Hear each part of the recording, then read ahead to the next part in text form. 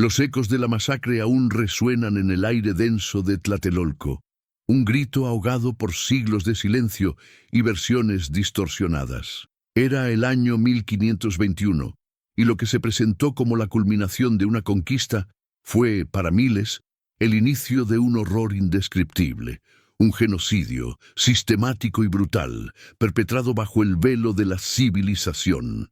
¿Qué sucede cuando la historia es escrita por los verdugos? ¿Cómo se recupera la voz de los que cayeron, silenciados por la espada y el olvido? Si te atreves a desenterrar la verdad, por dolorosa que sea, dale me gusta a este video y suscríbete para no perderte ningún detalle de esta investigación. El 13 de agosto de 1521, el sol se alzaba sobre el Valle de México, pero no traía consigo la promesa de un nuevo día, sino el presagio de una noche eterna. En Tlatelolco, la resistencia azteca, mermada por el hambre y la viruela, luchaba sus últimas batallas contra las huestes de Hernán Cortés y sus aliados indígenas. El aire, espeso con el olor a pólvora, sangre y miedo, se rasgaba con los alaridos de agonía.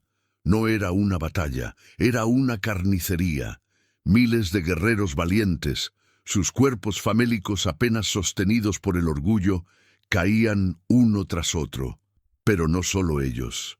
Sacerdotes sabios, cuyas plegarias se ahogaban en el caos, mujeres que intentaban proteger a sus hijos con sus propios cuerpos, niños y ancianos pacifistas, todos fueron arrastrados por la marea de la violencia. Las calles, antes vibrantes de vida y comercio, se convirtieron en ríos de sangre. Los templos, monumentos a una civilización milenaria, ardían, sus llamas lamiendo el cielo como una ofrenda macabra a la destrucción. Los objetos sagrados, los códices que guardaban la memoria de un pueblo, eran pisoteados, rotos, quemados. Testigos oculares, aquellos que lograron sobrevivir al primer embate, describieron escenas de horror inimaginable. Cuerpos amontonados, decapitaciones, el llanto incesante de los moribundos. ¿Cómo pudo un acto de tal magnitud ser justificado, o peor aún, convenientemente olvidado por siglos? La pregunta resuena en el silencio de los archivos, en la tinta desvanecida de los documentos. Entre la desolación y el humo, una figura se movía con la determinación de quien ha visto el fin del mundo y se niega a que sea el fin de la memoria. Xochitl, una anciana Cihuatlamatini, mujer sabia y guardiana de los conocimientos ancestrales, había sobrevivido. Sus ojos, antes llenos de la sabiduría de los siglos, ahora cargaban con la visión indeleble del horror. La ciudad había caído, su gente masacrada, pero Xochitl se negó a que también cayera la verdad. Su lucha no fue con la espada, sino con la persistencia. Se dedicó en secreto a preservar la verdadera historia del genocidio, transmitiendo sus recuerdos a través de códices ocultos, susurradas a aquellos que aún escuchaban, y relatos orales que desafiaban el olvido impuesto por los vencedores.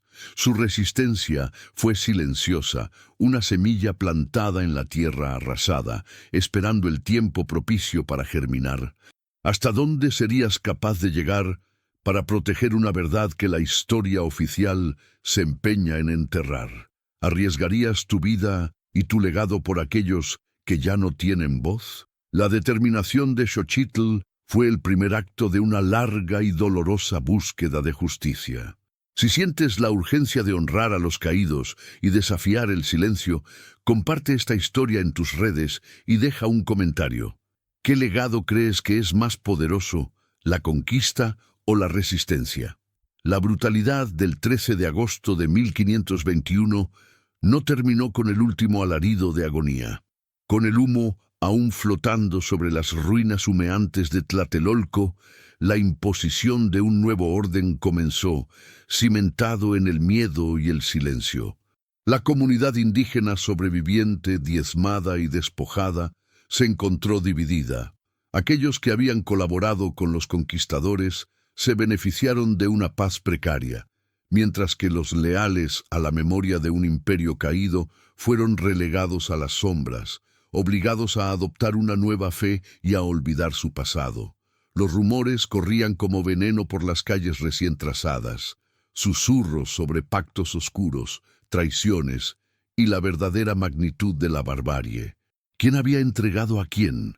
¿Qué acuerdos se habían sellado con sangre para asegurar la supervivencia de algunos a expensas de la verdad de otros? El silencio se convirtió en una armadura para muchos, una forma de evitar la ira de los nuevos amos. Pero bajo esa superficie de aparente sumisión bullían los secretos. Las ancianas, como Xochitl, se convirtieron en guardianas clandestinas de una historia prohibida, susurrando relatos de valentía y horror a las nuevas generaciones, desafiando la narrativa oficial que pintaba a los invasores como libertadores y a los caídos como salvajes. Las desconfianzas se arraigaron. ¿Podía el vecino, ahora convertido al cristianismo, ser realmente de fiar? ¿O acaso la semilla de la traición se había sembrado tan profundamente que ya no había vuelta atrás? La ciudad, antes un vibrante crisol de culturas, se transformó en un teatro de sombras, donde cada mirada podía ocultar un juicio, cada silencio, un recuerdo doloroso. La escena del crimen no era un solo punto, sino la ciudad entera. Tlatelolco, antes un centro ceremonial y comercial de gran esplendor, quedó irreconocible. Los cronistas españoles describieron una victoria, pero la realidad era un paisaje de devastación. Cientos, quizás miles, de cuerpos yacían sin sepultura digna, devorados por los perros o sepultados apresuradamente en fosas comunes improvisadas. Los templos, con sus majestuosas pirámides, fueron derribados para construir iglesias sobre sus cimientos, un acto simbólico de aniquilación cultural. Los intrincados códices, repletos de sabiduría ancestral, fueron quemados en hogueras purificadoras, sus conocimientos reducidos a cenizas. Pero algunas evidencias perduraron. Las cicatrices en la tierra, los fragmentos de obsidiana y jade rotos, los huesos dispersos que la tierra con el tiempo intentaría reclamar. Los detalles eran escalofriantes. Se hablaba de la desesperación de los guerreros que, sin armas, lanzaban puñados de tierra a sus enemigos, un acto final de desafío. Se narraba la desesperanza de las madres que veían a sus hijos morir de hambre y sed antes de ser alcanzados por la espada. Lo inexplicable era cómo una masacre de tal magnitud, con tantos testigos y una huella tan profunda en el paisaje y la memoria colectiva, pudo ser tan eficazmente tergiversada y minimizada en los anales oficiales. ¿Cómo pudo el dolor de miles de almas ser convertido en una simple nota al pie de página en la historia de la conquista? Este es el misterio que, siglos después, aún clamaba por ser resuelto. Si te sientes conmovido por esta búsqueda de la verdad, no dudes en compartir este relato para que más voces se sumen a la memoria. Tras la caída de Tlatelolco, la narrativa oficial, tejida por los vencedores, se erigió como la primera y más formidable de las pistas falsas. Los cronistas españoles, en su mayoría, no buscaron la verdad, sino la justificación. Describieron la masacre como una victoria divina, un castigo necesario a la idolatría, o simplemente el resultado inevitable de una guerra justa. Se forjó una leyenda negra para los vencidos y una dorada para los conquistadores. ¿Cómo se puede investigar un crimen cuando los perpetradores controlan la pluma y el papel de la historia y la imprenta que difunde esa versión al mundo? La versión impuesta presentaba a los aztecas no solo como bárbaros sedientos de sangre, sino como seres inferiores, cuya aniquilación era un paso hacia la civilización y la evangelización, un destino manifiesto. Esta distorsión no solo minimizó la tragedia, sino que culpabilizó a las víctimas, transformándolas en los sospechosos de su propia devastación. Se argumentaba que su resistencia era obstinada, que su idolatría era una afrenta a Dios y que, por tanto, su sufrimiento era merecido, incluso providencial. Una verdad convenientemente construida para lavar conciencias, ¿no es así? Las pocas voces discordantes, aquellos frailes como Bartolomé de las Casas o testigos indígenas que intentaron relatar la brutalidad sin adornos, fueron silenciadas, sus escritos censurados o convenientemente marginados, relegados a los rincones oscuros de los archivos. Los códices aztecas, que Xochitl y otros sabios intentaron preservar con celo, se convirtieron en tesoros prohibidos, su mera existencia una amenaza directa para la hegemonía del relato colonial. Cada intento de seguir una pista que se desviara de la versión oficial, cada susurro de un relato diferente, se encontró con un muro de indiferencia institucional, censura férrea o represión violenta. Era un laberinto de espejos, donde la verdad se reflejaba distorsionada hasta volverse irreconocible, un eco lejano que pocos se atrevían a escuchar. La investigación de aquellos primeros siglos, si es que se le puede llamar así, fue una serie interminable de becos sin salida. ¿Quién iba a interrogar a los conquistadores que regresaban como héroes? ¿Quién iba a exigir responsabilidades a un imperio en plena expansión cuyo poder se cimentaba en tales victorias? Las denuncias de crueldad, cuando se hicieron, fueron a menudo desestimadas, ignoradas o justificadas bajo el pretexto de la guerra, la necesidad militar o la propagación de la fe. Los testimonios de los sobrevivientes, fragmentados y transmitidos en secreto de generación en generación, carecían de peso legal o político frente a los documentos oficiales de la corona española, que sellaban una versión inmaculada de los hechos. Era como intentar encontrar un manantial en un desierto de arena, donde cada grano era una mentira o una omisión deliberada, diseñada para secar cualquier atisbo de verdad. La frustración de esta investigación histórica fue inmensa y duradera, extendiéndose a lo largo de más de 500 años. Durante siglos, la memoria de Tlatelolco quedó sepultada bajo capas de polvo, propaganda y una educación que glorificaba a los vencedores. Los nombres de los miles de caídos se desvanecieron de los registros públicos, sus hazañas y su sufrimiento, borrados de la historia oficial. No había justicia, no había reconocimiento. El genocidio de 1521, a pesar de su magnitud y su impacto devastador en una civilización entera, fue meticulosamente archivado, no como un crimen por resolver, sino como un capítulo cerrado de la historia, una simple nota al pie de página en el gran relato de la conquista espiritual y material de un continente. El caso de Tlatelolco se convirtió en un cold case por excelencia, no por falta de evidencia, pues la tierra misma y los pocos códices subsistentes clamaban la verdad, sino por la manipulación y supresión activa de la misma.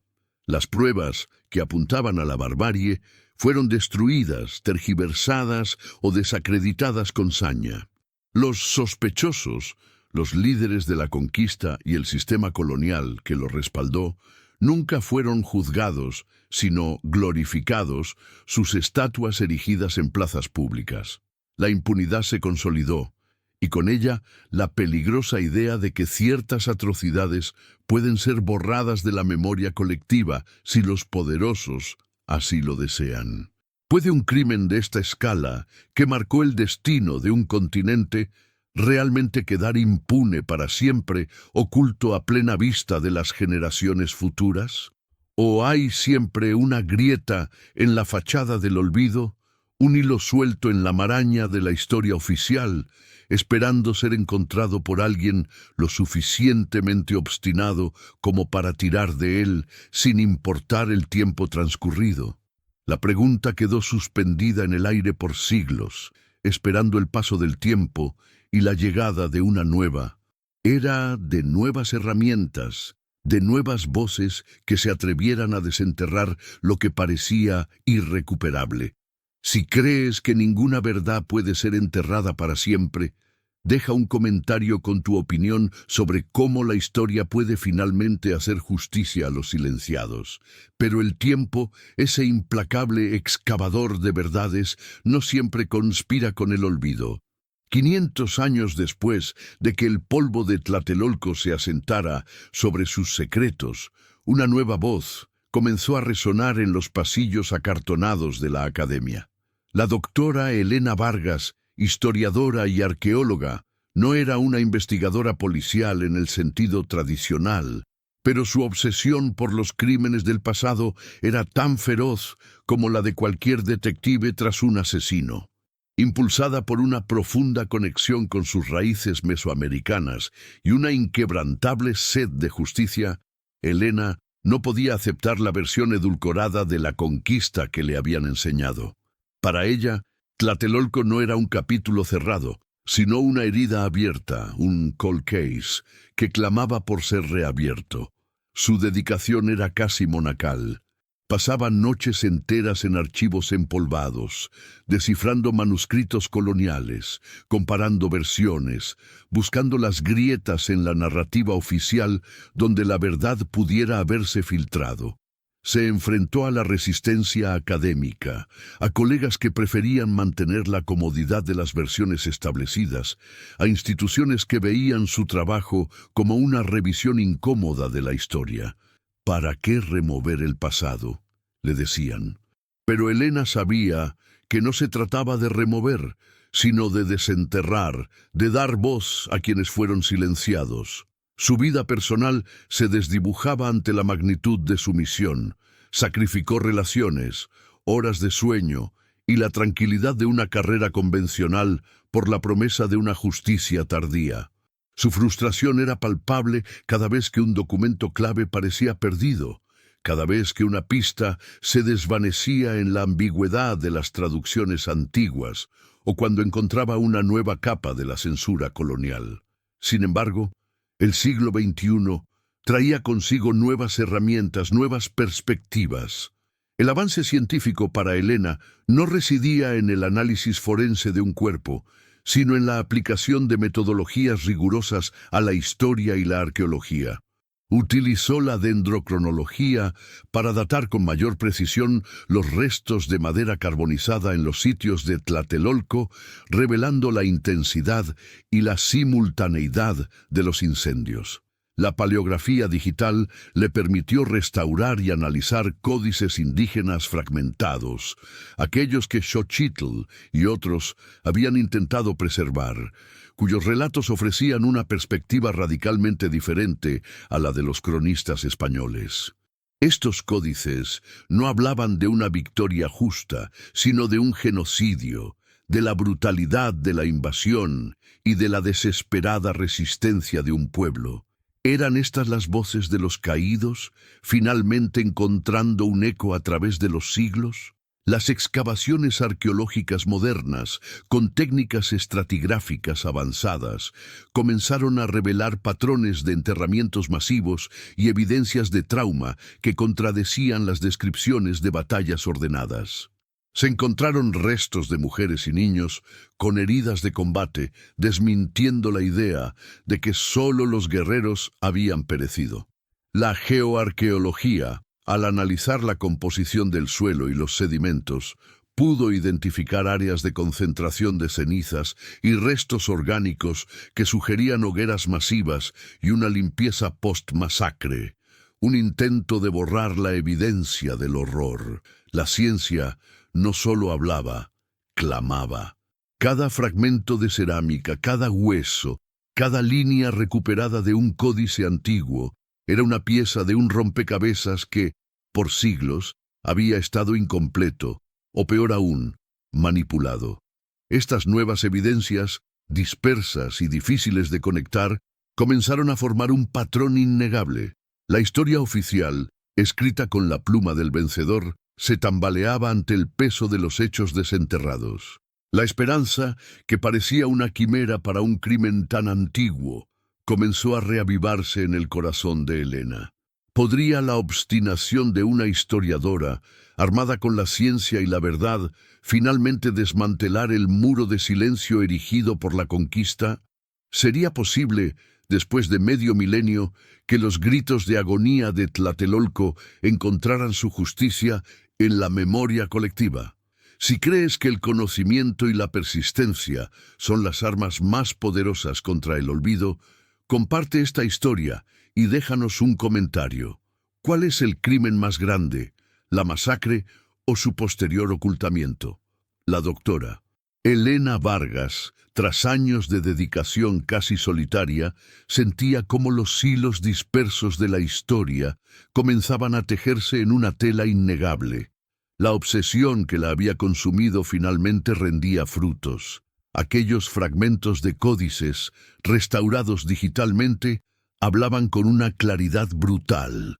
Las crónicas indígenas, antes relegadas a mitos o a la propaganda de los vencidos, revelaban una narrativa coherente y desgarradora. No eran solo lamentos, eran testimonios detallados de la agonía, de la resistencia inútil contra armas desconocidas, de la hambruna y la enfermedad que diezmaron a la población antes de la estocada final. Xochitl, la Cihuatlamatini, había cumplido su promesa, su voz resonando en cada trazo, en cada glifo preservado. La confesión no llegó de un culpable arrepentido en una sala de interrogatorios, sino de la propia tierra, de los restos que Helena y su equipo desenterraron. La dendrocronología no mentía. Los patrones de quema en Tlatelolco eran consistentes con un asedio prolongado y una destrucción deliberada, no con una batalla fortuita. Los análisis geoarqueológicos revelaron la presencia de grandes fosas comunes, no simples enterramientos de guerra, sino depósitos apresurados de cuerpos masacrados, muchos de ellos con signos de violencia extrema y desnutrición. Los huesos, estudiados con la precisión de la osteología forense, contaban historias de trauma craneal, heridas de espada y arcabuz, y la inconfundible evidencia de que hombres, mujeres y niños habían sido víctimas indiscriminadas. La versión de una victoria heroica se desmoronaba ante la evidencia científica de un genocidio. El clímax narrativo no fue un enfrentamiento físico, sino la revelación de una verdad histórica que se había mantenido oculta por más de 500 años. Helena, con sus hallazgos, no solo desenterraba ruinas, desmantelaba un mito. El enemigo oculto no era un asesino solitario, sino el sistema colonial que con Hernán Cortés y sus lugartenientes a la cabeza había perpetrado la masacre, y luego, con la pluma de sus cronistas y el poder de la corona, había reescrito la historia para justificar su barbarie.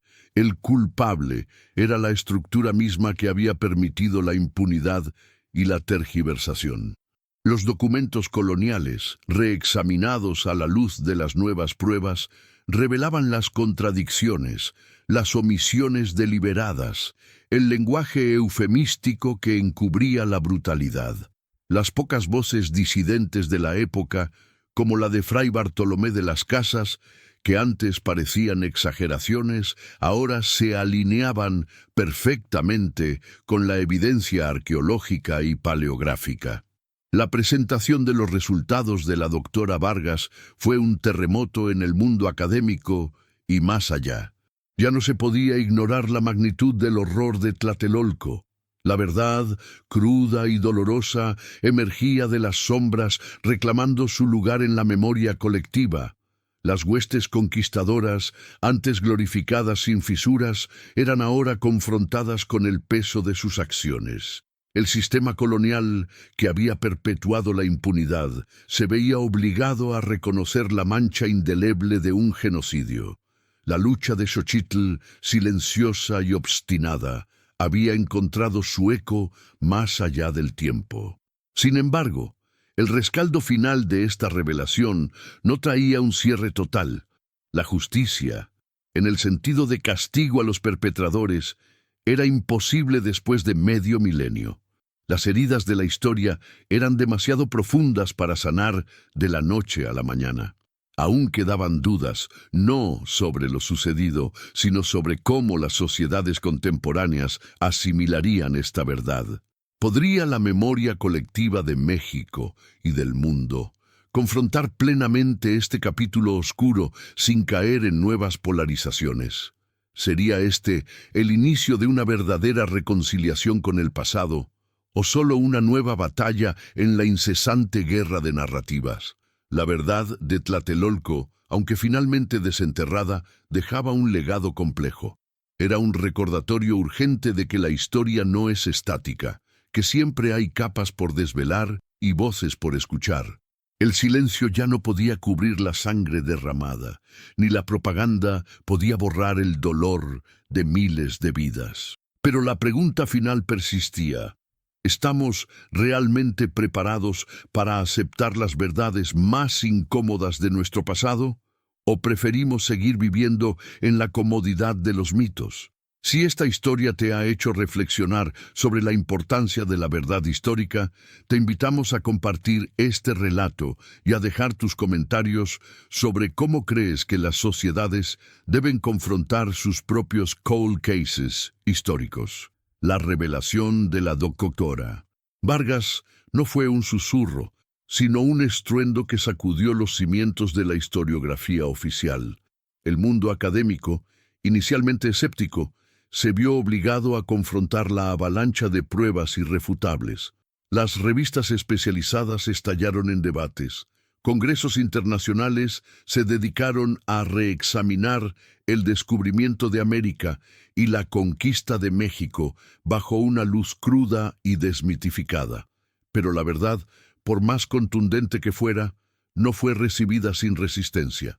¿Acaso la historia es solo una construcción, moldeable a voluntad, o posee una esencia inquebrantable que tarde o temprano se impone?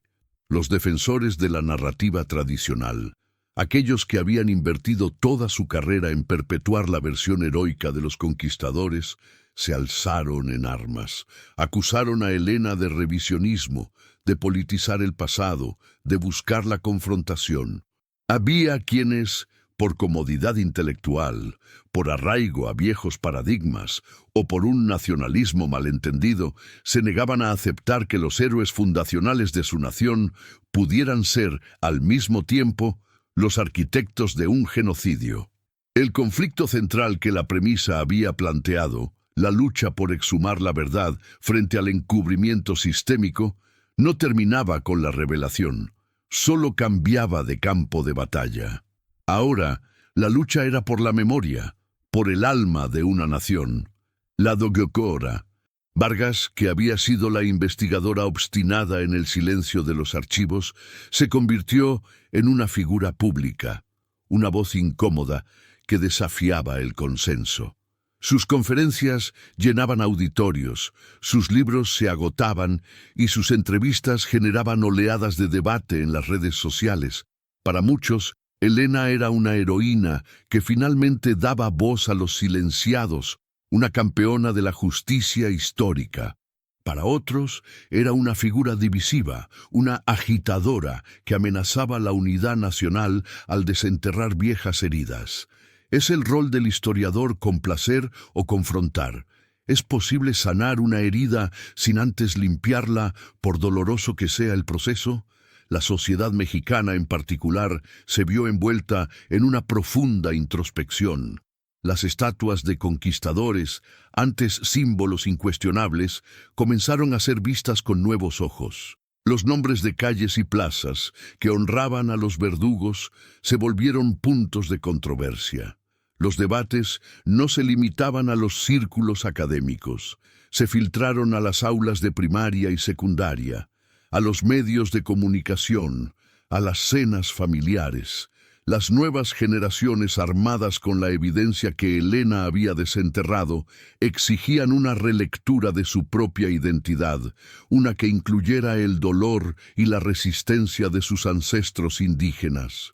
La historia, de repente, dejó de ser un relato distante para convertirse en una cuestión urgente de identidad y moralidad. El legado de Xochitl, la Xihuatl-Matini, comenzó a ser reconocido y celebrado. Los códices que ella y otros habían preservado con tanto riesgo, antes meros artefactos arqueológicos, se transformaron en documentos vivos, testamentos de una resistencia intelectual y espiritual. Se organizaron exposiciones, se publicaron estudios detallados de su trabajo y el de otros guardianes de la memoria. Su figura emergió como un símbolo de la tenacidad de los pueblos originarios, para mantener su verdad a pesar de la opresión. Ella no había buscado fama ni reconocimiento, solo la perpetuación de la memoria. Y ahora, siglos después, su semilla había germinado en la conciencia colectiva. Pero la confrontación con el pasado era un camino lleno de espinas. ¿Cómo se hacía justicia a miles de muertos después de 500 años? No había cortes donde juzgar a Cortés, ni compensaciones monetarias que pudieran resarcir el genocidio. La justicia, en este contexto, se redefinía como reconocimiento. Reconocimiento del crimen, reconocimiento del sufrimiento, reconocimiento de la validez de las culturas aniquiladas. Implicaba una reparación simbólica, una reescritura de los libros de texto, la creación de monumentos a las víctimas y un compromiso social para que tales atrocidades nunca volvieran a ser minimizadas o justificadas.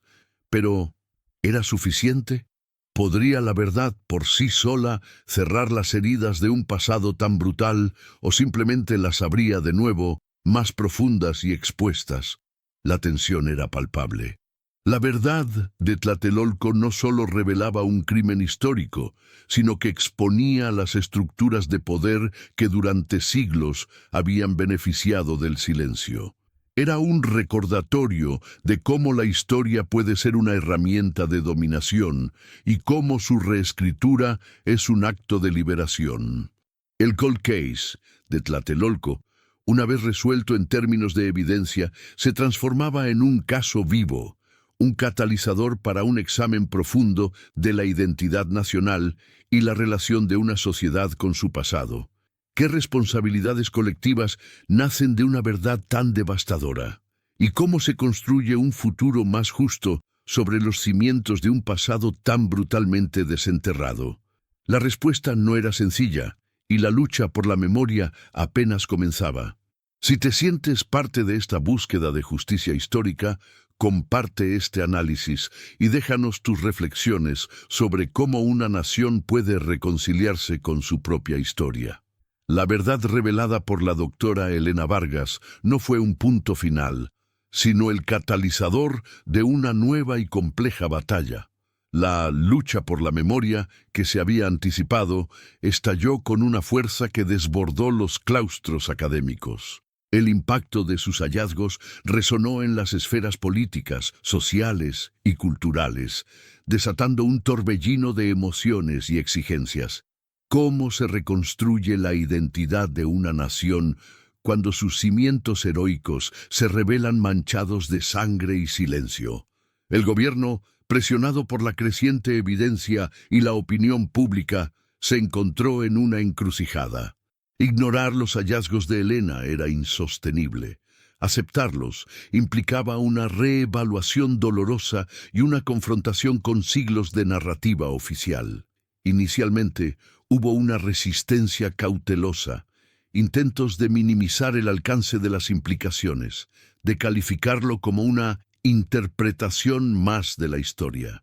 Pero la doctora Vargas no estaba sola.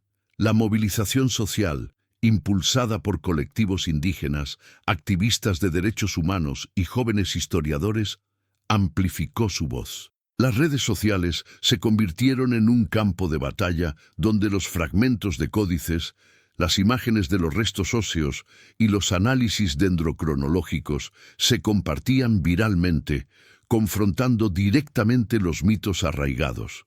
Para los pueblos originarios de México, la revelación de Tlatelolco no era una novedad, sino la validación largamente esperada de una verdad transmitida de generación en generación, a menudo en secreto, a través de la tradición oral y los códices ocultos. La figura de Xochitl, la Cihuatlamatini, cobró un nuevo significado, no solo como guardiana del pasado, sino como precursora de la resistencia cultural. Su legado, ahora científicamente corroborado, empoderó a las comunidades indígenas, que exigieron no solo el reconocimiento de la masacre, sino también una reparación histórica integral. Era posible que el eco de los gritos de hace 500 años finalmente generara un cambio tangible en el presente, una revalorización de sus culturas y sus derechos. La presión por una reforma educativa se hizo ineludible. Los libros de texto, que durante décadas habían glorificado a los conquistadores y minimizado la violencia de la invasión, fueron objeto de escrutinio público. Se exigió una reescritura que incluyera la perspectiva de los vencidos, que honrara la resistencia y el sufrimiento de los pueblos mesoamericanos. Elena, de repente, se vio no solo como historiadora, sino como una figura central en un movimiento de descolonización del pensamiento. Sus conferencias ya no eran solo académicas, eran foros de debate, de reconciliación y a veces de confrontación apasionada. La carga de esta nueva responsabilidad era inmensa. Las ciudades, especialmente la Ciudad de México, se convirtieron en escenarios de protesta y resignificación. Monumentos a Cortés y otros conquistadores fueron vandalizados o se exigió su reubicación. Se propusieron nuevos nombres para calles y plazas que honraran a las víctimas de Tlatelolco y a los héroes de la resistencia indígena. El debate sobre la identidad nacional se volvió visceral. ¿Quiénes eran los verdaderos fundadores de México? ¿Los conquistadores que impusieron una nueva cultura a sangre y fuego? ¿O los pueblos originarios que resistieron y, a pesar de todo, mantuvieron vivas sus tradiciones? La verdad desenterrada no era solo sobre el pasado, era sobre el presente y el futuro de una nación. La doctora Vargas, aunque celebró el impacto de su trabajo, también sintió el peso de las expectativas y las críticas. Se convirtió en blanco de ataques de sectores conservadores y de aquellos que veían en su investigación una amenaza a la cohesión nacional. Su vida privada, ya sacrificada a su obsesión, se vio aún más expuesta. Amenazas anónimas, campañas de desprestigio en línea y la constante presión mediática se sumaron a la carga. ¿Era este el precio de desenterrar una verdad tan incómoda? ¿Podría una sola persona, por más dedicada que fuera, soportar el embate de siglos de silencio y negación? El caso de Tlatelolco, de ser un cold case arqueológico, se había transformado en un caso caliente, político y social. La impunidad histórica, antes un concepto abstracto, se materializaba en el debate sobre la responsabilidad colectiva y la necesidad de una reparación moral. La verdad, aunque liberadora para muchos, era también profundamente divisiva. El país, y en cierta medida el mundo académico global, se vio obligado a mirarse al espejo y confrontar las sombras de su propia historia. ¿Podría esta confrontación llevar a una auténtica sanación, o solo abriría nuevas heridas en el tejido social? La respuesta estaba aún por escribirse en el presente. Lado Clocotra. Vargas no solo enfrentaba la resistencia académica y la polarización social. La marea de la negación comenzaba a tomar formas más insidiosas y personales. Las amenazas anónimas escalaron a actos de intimidación velada, sabotaje de su equipo de laboratorio, correos electrónicos con mensajes crípticos que aludían a su seguridad, incluso incidentes extraños en su camino al trabajo. Su hogar, antes un santuario de estudio, se había convertido en un punto de vigilancia, su vida privada, inexistente, sacrificada en el altar de una verdad que se negaba a permanecer enterrada. ¿Acaso la búsqueda de la verdad debía costar tanto, incluso la tranquilidad de una vida? La contranarrativa, financiada y promovida por poderosos intereses que se beneficiaban de la versión oficial, se intensificó. Artículos en prensa y programas de televisión la tildaban de antipatriota, revisionista radical, agente de la división. Argumentaban que su investigación desestabilizaba la identidad nacional y que era un intento de reescribir la historia con fines políticos, ignorando deliberadamente la abrumadora evidencia científica. La campaña era implacable, diseñada para desacreditarla no solo como historiadora, sino como persona, socavando su credibilidad y su moral. La maquinaria del encubrimiento sistémico, aunque herida, aún poseía una formidable capacidad de contraataque. Pero Tlatelolco no era un eco aislado. La valentía de Elena y la contundencia de sus hallazgos resonaron mucho más allá de las fronteras de México. En otros continentes, voces largamente silenciadas comenzaron a alzarse, inspiradas por el precedente. Comunidades indígenas en América del Norte y del Sur, descendientes de pueblos colonizados en África y Asia, vieron en el caso de Tlatelolco un espejo de sus propias historias de aniquilación y tergiversación. El cold case mexicano se transformó en un catalizador global para la reevaluación de la historia colonial y la exigencia de justicia para víctimas de genocidios olvidados o minimizados. ¿Podría esta verdad desenterrada generar un movimiento mundial para descolonizar la historia? La demanda de justicia, sin embargo, no se limitaba a la reescritura de libros de texto o al reconocimiento simbólico. Para muchas comunidades indígenas, la reparación histórica implicaba la restitución de tierras ancestrales, el respeto a sus sistemas de conocimiento y sus idiomas, y una participación real en las decisiones que afectaban sus vidas. La verdad de Tlatelolco abrió la caja de Pandora de siglos de injusticia continuada. Elena, aunque historiadora, se vio arrastrada a un activismo que nunca había buscado, convertida en una inesperada abanderada de derechos que trascendían su campo de estudio. La carga era abrumadora, pero el fuego de Xochitl, la Cihuatlamatini, ardía ahora en ella. El debate sobre la identidad nacional se volvió más áspero. La pregunta ¿quiénes somos como mexicanos? Ya no podía responderse con narrativas simplistas. La dicotomía entre el México mestizo y el México indígena se hizo más evidente, más dolorosa. Las estatuas de Colón y Cortés no solo eran vandalizadas, se convertían en escenarios de performance y rituales de purificación, donde los pueblos originarios reclamaban su espacio y su historia.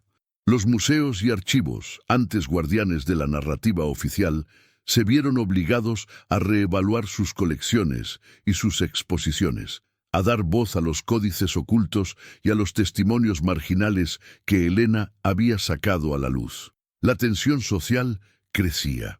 Las marchas a favor y en contra de la relectura histórica se multiplicaban.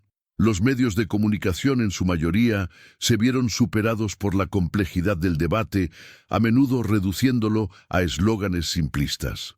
La verdad, lejos de unificar, parecía haber expuesto las profundas fisuras de una sociedad que nunca había sanado completamente las heridas de su fundación. ¿Cómo se construye una nación sobre cimientos de barbarie y silencio sin que esos cimientos se resquebrajen siglos después? La doctora Vargas, a pesar de la presión y el peligro, se mantenía firme. Cada amenaza, cada intento de desacreditarla, solo reforzaba su convicción de que estaba en el camino correcto. La voz de Xochitl, el dolor de Tlatelolco, la obsesión por la justicia histórica eran ahora parte de su propio ser. La batalla por la memoria no era una reliquia del pasado, era una lucha viva, cuyo desenlace aún se escribía en el pulso de una nación dividida, y que resonaba en los corazones de aquellos que se negaban a olvidar. La verdadera confesión de Tlatelolco no venía de un culpable, sino de la insistencia de la historia misma en ser escuchada, cueste lo que cueste. La escalada de la presión contra la doctora Vargas trascendió el sabotaje y la difamación. El sistema, herido en su orgullo y en sus cimientos, respondió con una frialdad calculada. Su financiamiento para nuevas investigaciones fue inexplicablemente cortado. Sus solicitudes de acceso a ciertos archivos históricos negadas bajo pretextos burocráticos. Colegas que inicialmente la habían apoyado comenzaron a distanciarse, temerosos de las repercusiones en sus propias carreras. Era el miedo un arma más poderosa que la propia verdad, capaz de silenciar a quienes se atrevían a desafiar el consenso. En los pasillos de las instituciones académicas, el ambiente se volvió denso. Se filtraron rumores sobre posibles revisiones de sus publicaciones, cuestionamientos a la metodología de su equipo e incluso insinuaciones sobre la validez de sus credenciales. La batalla no era solo por la memoria histórica, sino por la reputación y la existencia profesional de Helena. Los guardianes de la narrativa oficial, aquellos que se habían beneficiado de siglos de un relato conveniente, no se rendirían sin una lucha encarnizada. La impunidad no solo protegía a los muertos, sino también a los vivos que se aferraban a sus privilegios. Sin embargo, el eco de Tlatelolco había despertado una red de solidaridad inesperada. Colectivos de historiadores jóvenes, periodistas de investigación y activistas de derechos humanos de todo el mundo se unieron en su defensa. Plataformas digitales se convirtieron en trincheras donde se compartían sus hallazgos, se refutaban las calumnias y se organizaban campañas de apoyo. La historia de Xochitl, la Cihuatlamatini y la incansable labor de Helena se entrelazaron en un símbolo global de resistencia contra la amnesia impuesta. La verdad, aunque atacada, ya no podía ser fácilmente enterrada. La lucha por la reparación histórica cobró una nueva dimensión política. Líderes indígenas, empoderados por la validación científica de sus narrativas ancestrales, llevaron sus demandas directamente a foros internacionales. Exigieron no solo el reconocimiento de la masacre de Tlatelolco, sino también la revisión de tratados coloniales, la descolonización de la educación y la restitución de tierras y recursos que habían sido despojados a lo largo de los siglos. La verdad de 1521, desenterrada por Helena, se había convertido en la chispa de un movimiento global por la justicia que desafiaba las estructuras de poder contemporáneas. ¿Podría la historia finalmente servir como palanca para una transformación real en el presente?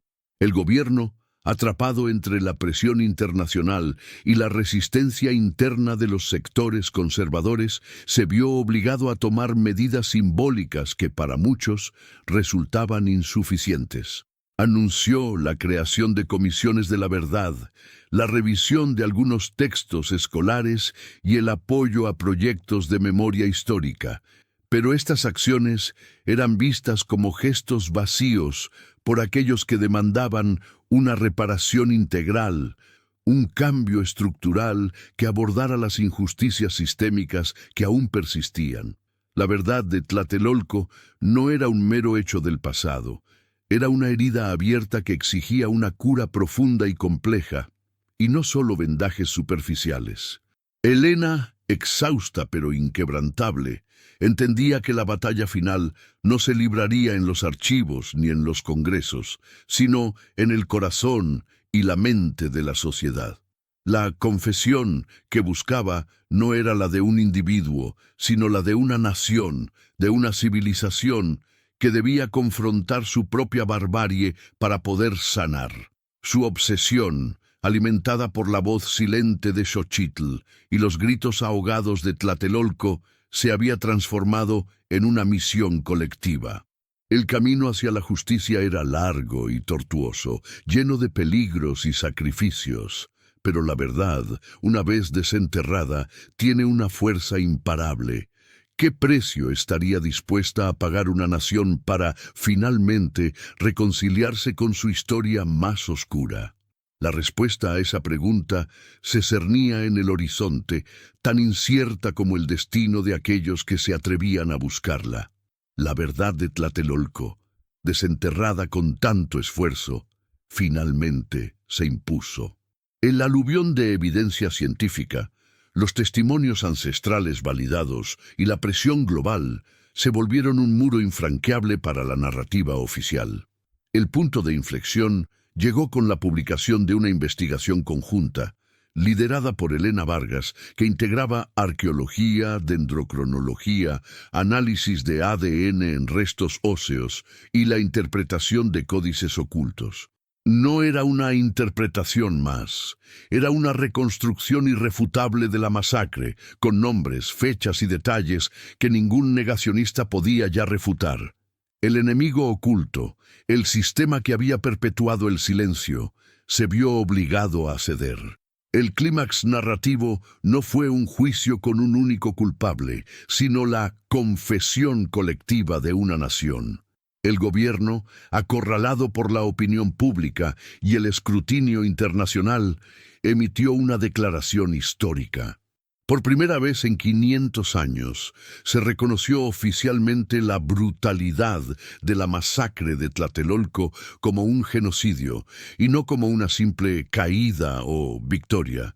Se pidió perdón a los pueblos originarios por el encubrimiento y la tergiversación histórica. La figura de Xochitl, la Chihuatlamatini, fue honrada póstumamente como guardiana de la memoria, y sus códices, antes marginales, se integraron en el patrimonio cultural nacional. Este reconocimiento, aunque tardío, fue un triunfo monumental para Elena Vargas. Su obsesión, su sacrificio personal, habían valido la pena. La verdad de Tlatelolco, el cold case más antiguo de México, había sido finalmente expuesta a la luz. Los gritos ahogados de 1521, los sueños rotos de miles de guerreros y civiles encontraron eco en una nueva era de justicia. Las heridas no se cerraban por completo, pero la sanación podía, por fin, comenzar. Sin embargo, el rescoldo final de la narrativa nos recuerda que la justicia es un camino, no un destino. La confesión del Estado fue un primer paso, pero las demandas de reparación integral, de restitución de tierras y de una descolonización profunda de las instituciones aún resonaban con fuerza. Los sectores conservadores seguían resistiendo, y el debate sobre la identidad nacional continuaba siendo un campo de batalla. La verdad de Tlatelolco había sido desenterrada, pero su plena aceptación y sus consecuencias transformadoras requerirían el esfuerzo de generaciones. El caso de Tlatelolco nos enseña que la historia no es estática, que los cold cases pueden permanecer fríos por siglos hasta que una voluntad inquebrantable, como la de Elena Vargas, decide desenterrar la verdad. ¿Fue esta la victoria definitiva o solo el comienzo de una lucha aún más profunda por la memoria y la justicia? La respuesta está en nosotros, en nuestra capacidad de recordar y de exigir que la historia, por dolorosa que sea contada con honestidad. Si crees que la verdad es el primer paso hacia la justicia, comparte este relato y deja un comentario.